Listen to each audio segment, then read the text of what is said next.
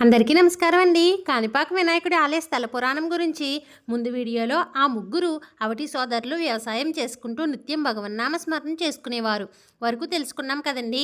ఆ తర్వాత ఏమి జరిగిందో ఈ వీడియోలో తెలుసుకునే ముందు మీరందరూ ఇలాంటి ఇన్ఫర్మేషన్ వీడియోలను ముందు మీరు సబ్స్క్రైబ్ చేసుకుని మీ ఫ్రెండ్స్ అండ్ ఫ్యామిలీ మెంబర్స్కి షేర్ చేయడం వల్ల వారు కూడా తెలుసుకుంటారు.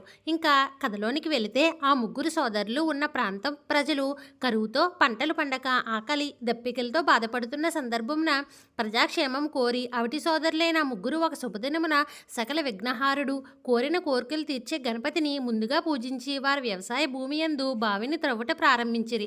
అప్పుడు త్రిలోక పూజ్యుడైన మహాగణపతి ఆ ప్రాంత ప్రజలను అనుగ్రహించడానికే కైలాసం నుండి దిగివచ్చి త్రవ్వుచున్న బావినందు రాతి రూపము దాల్చి ఆసీనులై ఉండిరి. మిగతా కథ నెక్స్ట్ వీడియోలో చెప్తాను. అప్పటి వరకు మన ఛానల్ని సబ్స్క్రైబ్ చేసుకుని ఫాలో అవ్వండి. ఈ కాణిపాక వినాయకుడి ఆలయ స్థల పురాణం గురించి ప్రతి ఒక్కరూ తెలుసుకోవాలి. Please subscribe.